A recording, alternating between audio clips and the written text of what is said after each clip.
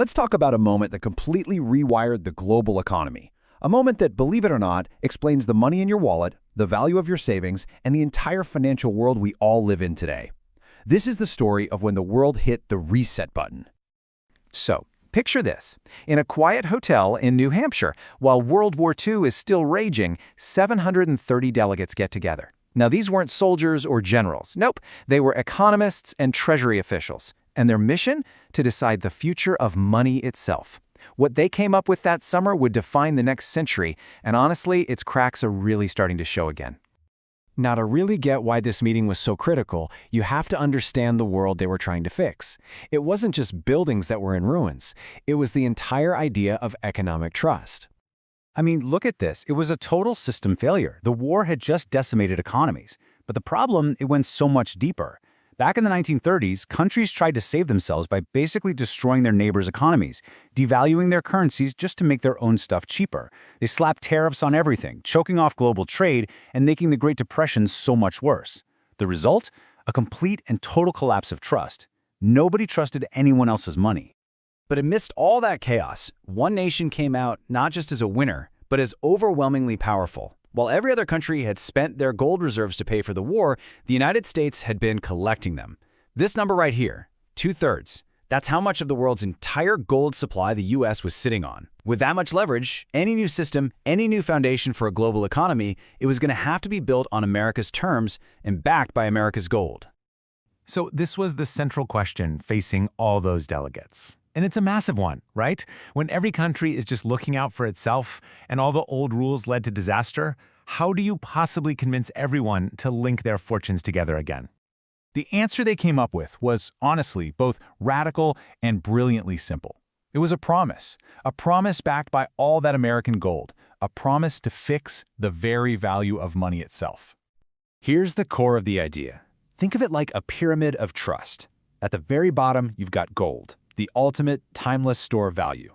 The next layer up, the US dollar, which you could directly exchange for that gold at a fixed rate, $35 an ounce. And then at the top, every other major currency was pegged to the dollar. For the first time ever, the entire world's money would revolve around this single, stable, gold-backed anchor. But, getting there wasn't easy. It was basically a battle between two intellectual giants.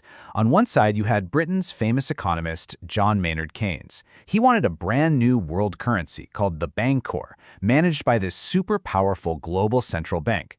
On the other side was America's Harry Dexter White, and his vision was, let's say, a bit more practical. It put the US dollar, and by extension the US itself, right at the center of the system. And well, given who held all the gold, it's not too surprising which plan ended up winning. So the final deal really came down to three clear pillars. One, that dollar-gold link was unbreakable. Two, all the other currencies were tied to the dollar, with just a tiny bit of wiggle room. And three, and this was absolutely key, they created a set of referees to make sure everybody played by the new rules. And those referees, they were two brand new, incredibly powerful institutions. You had the International Monetary Fund, or IMF, which would be the global monetary watchdog, and then the World Bank, which would finance the huge job of rebuilding Europe and helping other nations develop. I mean, these two organizations, born in that New Hampshire hotel, still shape global finance to this very day. Okay, so with the rules set and the guardians in place, the world entered this unprecedented era of growth. It really seemed like they had solved the puzzle. But like any man-made system, it was designed for its time. It had a shelf life. And its fatal flaw was hidden deep inside its code from the very beginning. I mean, the success was just staggering. This new stability fueled a global trade boom like nobody had ever seen. It rebuilt the shattered economies of Germany and Japan from the ground up. It gave rise to a whole new middle class in the US and across the Western world. It was, in so many ways, an economic miracle built on the foundation of the US dollar. But here it is. Here's the system's ticking time bomb. It's this elegant but deadly paradox called the Triffin dilemma. Just think about it for a second. For the world economy to grow, it needed more and more US dollars to finance trade. But the only way for the US to supply those dollars was to send more money out than it took in, to run a constant deficit. That meant the number of dollars held overseas would eventually, inevitably, grow larger than the gold backing them up in Fort Knox. The system required America to slowly bleed out financially, just to keep the world alive economically. It was a contradiction that just could not last. And yep, By the late 1960s, that's exactly what was happening. The Triffin dilemma wasn't a theory anymore. There were way more dollars out there in the world than there was gold in Fort Knox. The dollar's fixed price of $35 an ounce was now artificially high, which made American exports expensive and imports super cheap.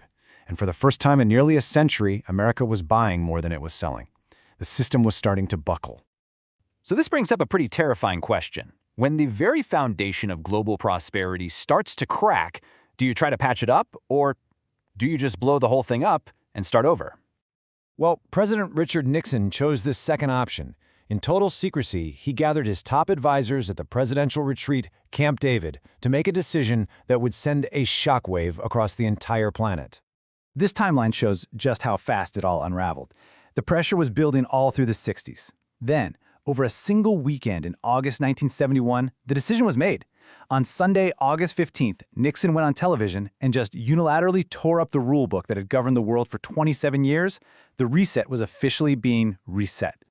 And this was the bombshell. He announced to a shocked world that the United States would no longer honor its promise. Foreign central banks could no longer show up with a pile of dollars and demand a pile of gold in return. The gold window, as it was called, was slammed shut. And just like that, the anchor of the entire global financial system was gone. But he didn't stop there. This was a full-scale economic assault.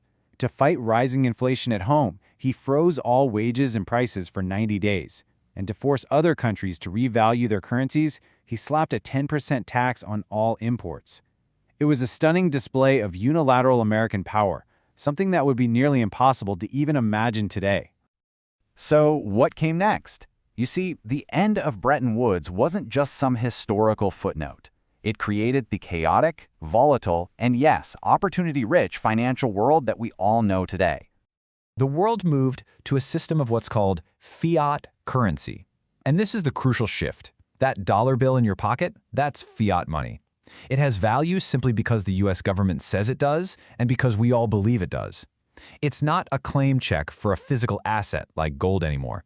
Its value is backed only by the full faith and credit of the government. After 1971, all global currencies basically became untethered promises. The consequences of that shock are the air we breathe financially. Currencies were unchained, creating the floating exchange rates that drive the multi-trillion-dollar-a-day Forex market.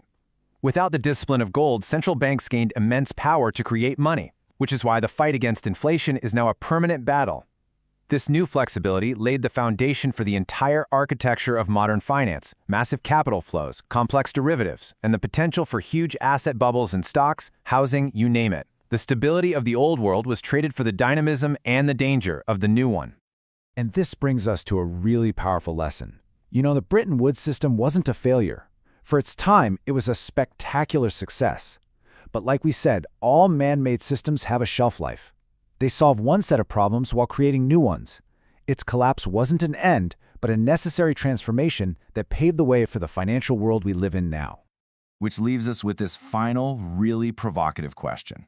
Today, we're seeing new challenges to the dollar's dominance, from the rise of new economic powers to the advent of digital currencies. The financial world reset once in a small hotel in New Hampshire. The question isn't if it will happen again, but when and what it will look like when it does.